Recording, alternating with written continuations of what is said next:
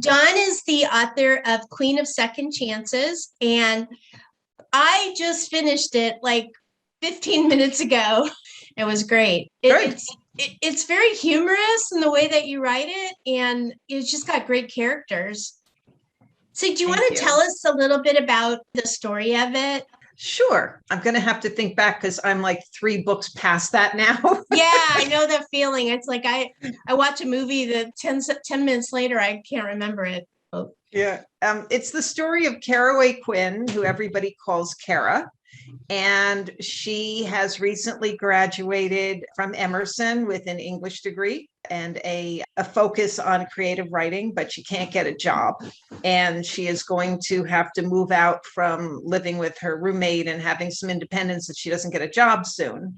Mm-hmm. And so her stepmother, who is a realtor, and I used to be a realtor, and I make all these evil realtor characters. So sorry, everybody who knows me already hates me for that.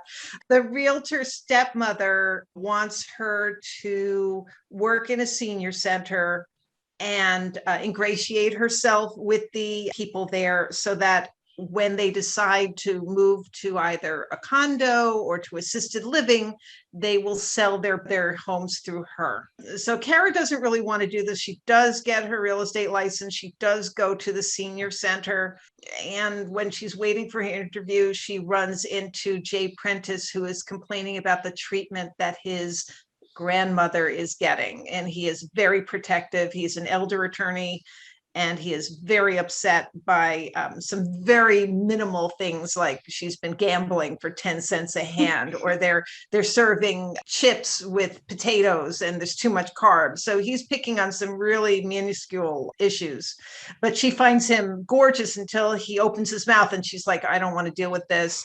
She does not like conflict because her mother used to scream at her and was very disruptive in the house before she took off and abandoned the family. Right. So that's why there's a stepmother. So Carra does start working at the senior center, and she finds that rather than being mercenary and getting them to sell their homes, she wants to use some of her creative energy and get them to enjoy their lives more, because she feels that there's a lot of regrets in their life, and she wants to liven up the programming.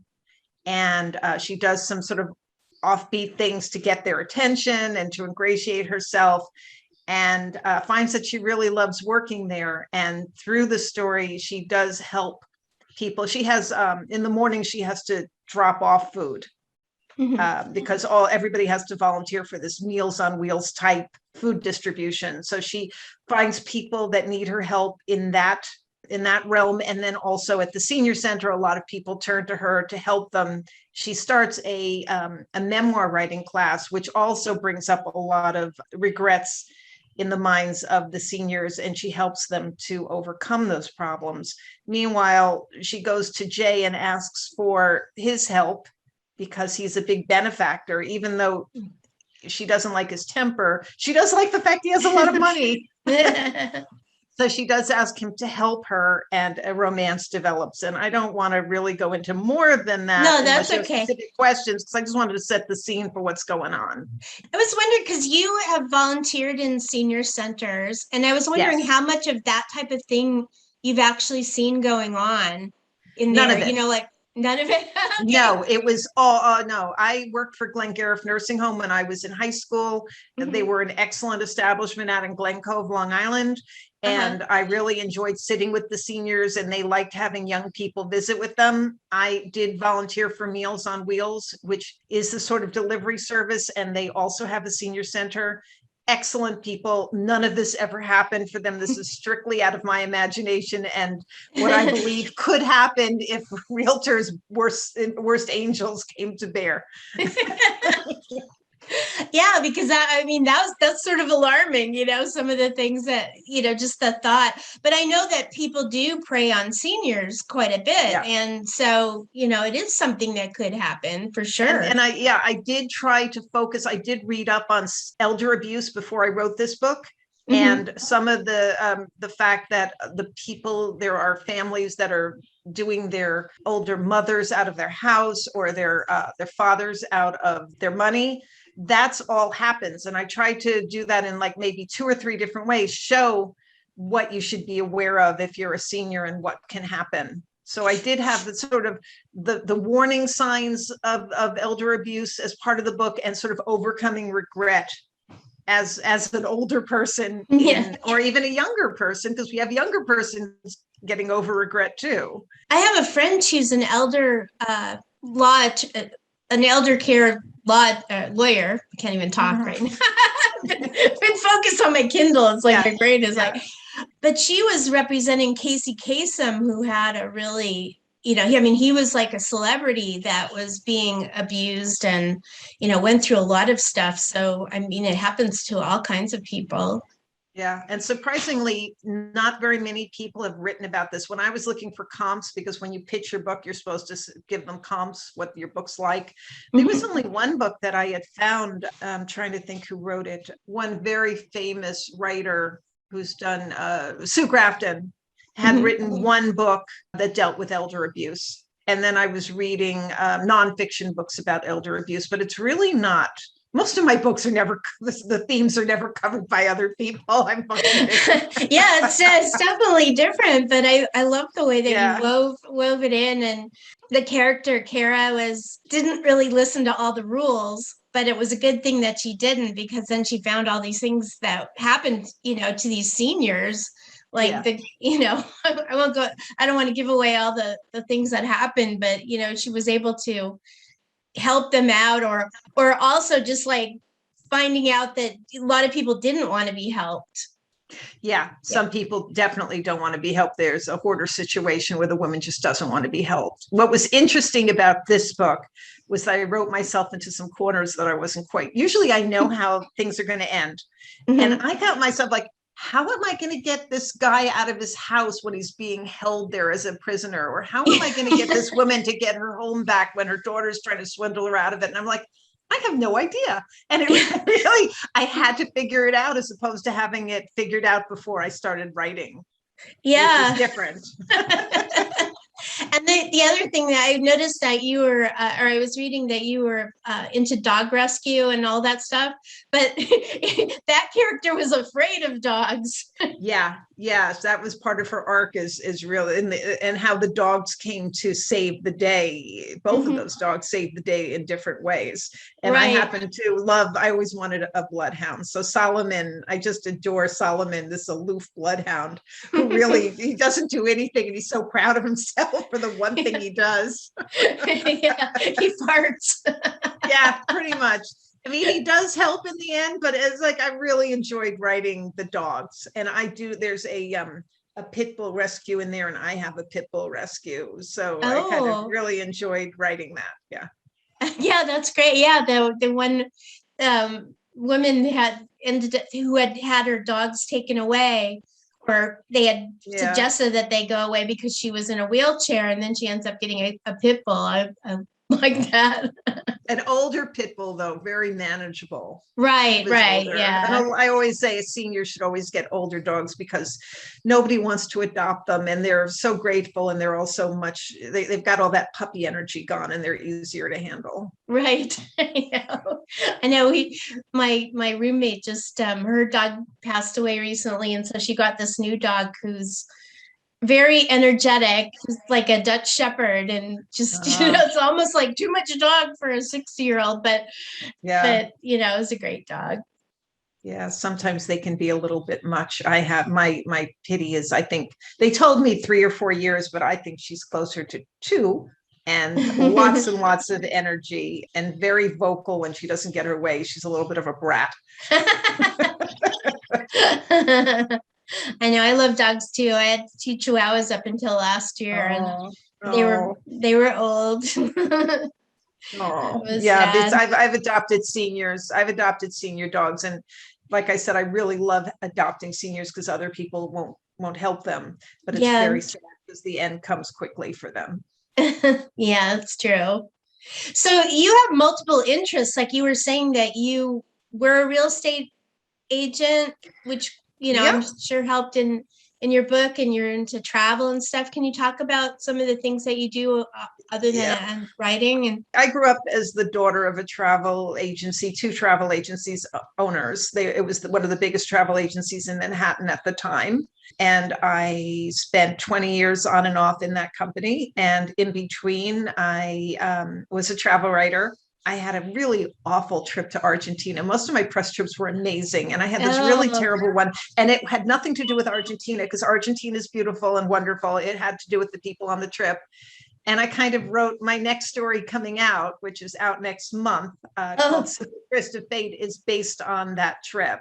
But I made it much more interesting for myself, because the main character gets to meet this extremely handsome and sophisticated British publisher who has his own sort of secret life. And so does she. She's an erotica writer and nobody knows. And so they have sort of fun together, and I got to relive that trip to Argentina. So yes, I do still write for travel magazines, for travel trade.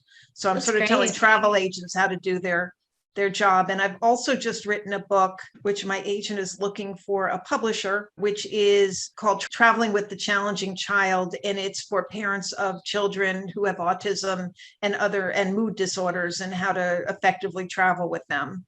That's great. So I hope that 93% of families with autistic children don't travel. So I'm hoping that this helps open up the world for them. I interviewed over 100 people for the book, families and travel agents who specialize in autistic travel and associations. So I'm really hoping that that's on the market. That sounds really interesting. Yeah, it sounds really interesting. I love travel. I'm a blogger. I took a travel writing class, but I didn't go into the magazine thing because it's hard to do both. But I love that. Yeah, for me, I've always written about how people can do their business better. So it's never been sort of like, palm trees dotting the beach and the landscape. It's always been like, how do you sell Tahiti for somebody who wants to go to Hawaii? Right. That sort of thing. So I've always sort of been more of a business travel writer. And so now I'm writing for Insider Travel Report. I am their contributing editor for family travel and for special needs travel. So I'm sort of doing that now. I've written for about 5 or 6 different travel magazines over the years. I've worked in travel, a lot of different aspects of travel. I was a realtor. I worked in mortgages. I've done a lot of things that end up, rearing their ugly heads in my books. Right. So my first book was about realtor, who it's called Expired Listings, and she is accused, or she's suspected of being the serial killer who's killing all the realtors in a small town. And nobody seems to mind, because the public kind of thinks it's a public service, and all the other agents think, well, great, less competition. So it's kind of a satire. Wow. How did you segue into doing novels then? For a long time, I didn't think I could write fiction, and I always wanted to. And I just started. I really felt that people should know that being a realtor is a dangerous profession, because we get into cars with people, or we sit in an empty house for 4 hours that we've advertised to the world that we'll be alone in this empty house, and look at our picture and how beautiful we are, but we'll be alone. Right. Yeah. No, I've always thought of that too. I know several realtors, and I'm like, it's kind of scary thinking about that. Yeah. So I just started playing around with fiction maybe 2013. And it took a lot of guts, because I didn't think I could do it. And I'd always wanted to. I'd wandered into a fiction writing class way back in college, and I was fascinated by it, but I didn't think I could do it as sort of my final frontier. And I had written corporate communications, and I'd written the magazine stuff over the years. So this was really something different. And I took my daughter, she was looking at colleges and wanted to major in creative writing. And I sort of thought, wow, this is what I wanted to do. What happened? And my daughter ended up not going that route, but I sort of did, because it was sort of my regret. Why hadn't I done this? I threw myself into it at that point. And I had some help along the way that I'm very grateful for. And nothing's been the same since. That's great. Well, you definitely have a way with words. Sometimes, I'll read a book and it's like, okay, I'm just like, you get a little bit bored after a while. And I was really engaged with the whole thing. Oh, I'm glad. So, And there's a lot of yeah. terrible puns in that book, so I'm glad that I you was going to kept mention engaged. that. I was going to mention the puns. Yeah, that was funny. You're a real punster. I can't help myself, even in the really dark psychological thrillers that I write, like Saving Grace. I mean, I have one scene where I sort of make fun of a writer's critique group. I can't help but, have some funny characters in there that add a little bit of humor, because that's really my personality. I love to make people laugh. And I keep saying that I'm like a romantic comedy writer in a thriller writer's body. And so Queen of Second Chances was my first real attempt at pure comedy. Right. It was kind of a romantic comedy. Yeah. Yeah. Yeah. It was. I like the inference to The Great Gatsby. I thought that was cute. Oh, thank you. Yeah, well, everybody had those names. You have somebody named Caraway. You have to say why. I know, that was such an unusual name. I was really, I hadn't heard that one before. Yeah. I don't know that anybody's named that, but they are now. I have a character in my new book called Muffin, but there really is somebody named Muffin that I ran into. So I don't know if I'd want to be named Muffin, like Muffin Top or something like that. But yeah. So do you have any plans for the future of types of things that you want to write? Or that's a really good question. Well, I really like to get this nonfiction book sold. I hope that it comes out. I have Simple Tryst of Fate is coming out next month. That's the romantic comedy with the travel writer. And I have an anthology that I co-edited for my Sisters in Crime chapter called Murder New York Style 5, Justice for All, which has my first short story in it. So I'm finishing the final edits on that now. So there'll be 2 more books out next month, which is exciting. And I've just started writing the sequel to Queen of Second Chances, which is her roommate Kiki's story. Oh, okay. Yeah. That sounds cool. Yeah, she's going to have a story. I hope that Nikki, her sister, has a story, and perhaps Kiki's aunt Jamie will have a seasoned romance. So that's all in the works. Wow, that's great. Well, how long has it been out? Has it been out for a while, or? Queen of Second Chances came out in June. Okay. So it's only been out a few months, but I got really busy writing during the pandemic. During shutdown, I was going crazy. I had nothing to do. And so I had started maybe 5,000 or 6,000 words of Queen of Second Chances. And the funny thing about it is that it was originally set in a nursing home. And during the pandemic, I knew nobody wanted to read about nursing homes because of all the scandal with the nursing homes. So I sort of put it aside.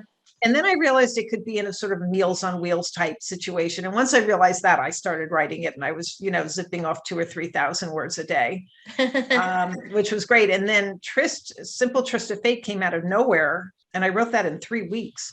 I've never written a book that quickly before, but I wanted to write things that were not people dying.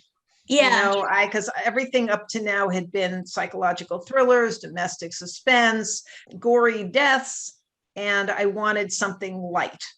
Yeah, I think you definitely have a talent for comedy, comedy writing. I like that. It was interesting that you made your heroine, I guess you would call it, a young woman, but I guess that would be what they would hire probably in nursing homes like that. Yeah, I visited a nursing home senior center / nursing home when I was researching this. And I found out that what she would have to be is a assistant recreational director or assistant recreational aide, because anything else would require a lot of training. Yeah. Yeah. And I did meet some of the people and observe what was going on at a local senior center to refresh what I was, seeing when I was 15.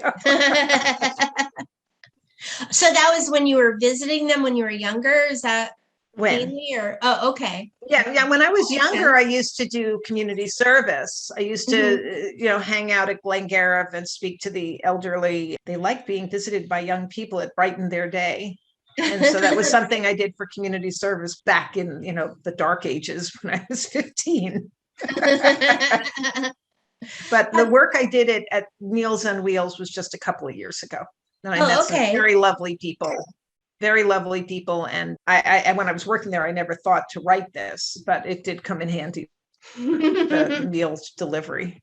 Yeah, I bet. I bet. Well, I really enjoyed it. I really recommend that people read it. I think it's a fun read, and it was an easy read too. Because I did start it this morning and I read it, up until like 15 minutes before this interview. I was like, well, that's great. It was fresher in your mind than it is in mine. I know, and I wanted to read it earlier, but I had these other things I had to get done, and that's just the way it happened. But yeah. Well, I'm glad that there's something out. There's not a lot of stories about elderly people, I found. Yeah. So I'm glad I contributed. I'm hoping that I'll be able to do, when things are open up a little, I'd love to do a series of talks at senior centers where I read and sign and talk to seniors. Oh, one thing I found was really interesting, because I think, in our age group, we always think of the people that are in a senior center as being, our parents' age, right? And it was interesting that you had, the guy, the musician, and he was like, a rocker and everything. And it kind of makes you feel like, oh man, that's like our age group, like getting close to that. Some of the things that they were doing. If they were playing in the if they were playing in the 60s, they would be, late 70s now. Yeah. Yeah. I mean, that was sort of, it kind of like makes you feel like, oh my gosh, so that could be very close. But yeah, I liked the memoir class too. I'm, just some of the things that came out of that, and the mother of her boyfriend, going off and finding her boyfriend. That forces them to go on a cross-country trip, Carra and Jay. They've got to go after his grandmother, and they find out a lot of things about each other during that trip. Yeah. But I think it was cool that, that she went off to do that too. That, she just sort of made the decision, looked on the internet and everything, and just took off and did it. And I love that. Yeah, she's a great character. She's a great character. I liked her very much. I don't want to use her name because I make a point throughout the book of not letting you know who the grandmother is. Right. Yeah. No, I wouldn't. Yeah, I wouldn't want to go to that, because it is like a guessing game of who it is, and it is a surprise. I will tell you something that I'm not sure if I put in the book or not. I might have put it in the acknowledgments. My grandmother was Judith Ferrister. Oh. So I have the horrible nursing home woman the one who runs the nursing center. I named her after my grandmother. And I don't think my grandmother would appreciate that, but my grandmother was very, stern type of Russian German woman. And I could see her in that role. Right. Yeah. But she also encouraged me to write. Yeah. When I was young and I used to write poetry and stuff, she would say, "Did you write this?" It was almost like accusing me of plagiarism, but she was very proud. You wrote this? And it made me realize that when you write, you get, claim for your writing. So she really instilled a love of writing in me. Oh, that's wonderful. I named a horrible character after her. It's probably like looking down on you. And yeah. Well, she can't sue now. Yeah, right. The thing with writers is you take those characters from your life. I mean, I'm sure that there were some other ones too in your books like that. Yeah, there's one character that I don't want to name that was in case she's still alive, who was was she 5th grade? No, what year was it? 10th grade math teacher. She's in there. I used her name. One of my my fellow students, I named a character after him. But I'm not going to name them here because I'm going to get in trouble. Yeah. Oh, wow.